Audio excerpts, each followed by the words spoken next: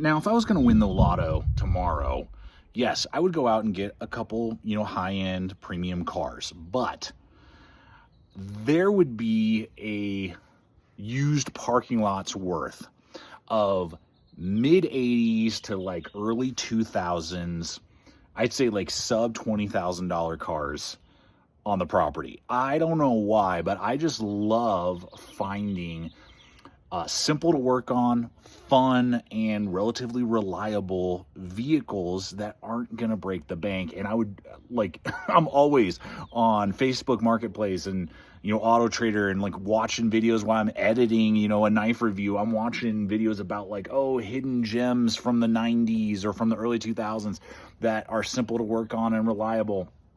And just a few that I would immediately go out and pick up would be like a 100 series Land Cruiser. 100% I would go do that. A late 90s Jeep Cherokee with the 4.0. I would try to get a two-door with a manual transmission. No mods. Zero mods. And then I would love to get like an 80s Toyota Celica. I think like some sort of hatchback, would just be like so cool, from probably the late 80s, very early 90s, before everything started getting like sloped and, rounded and aerodynamic. I like the squared off stuff, because I've drove a lot of those. My first car was an 85 FJ60 Land Cruiser.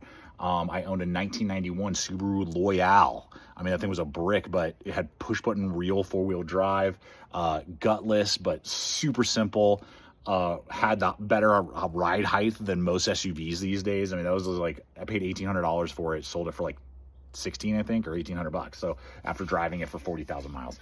Anyway, that's just my little hidden hobby. I would say those are probably like the top three cars right out of the gate that I would want to get.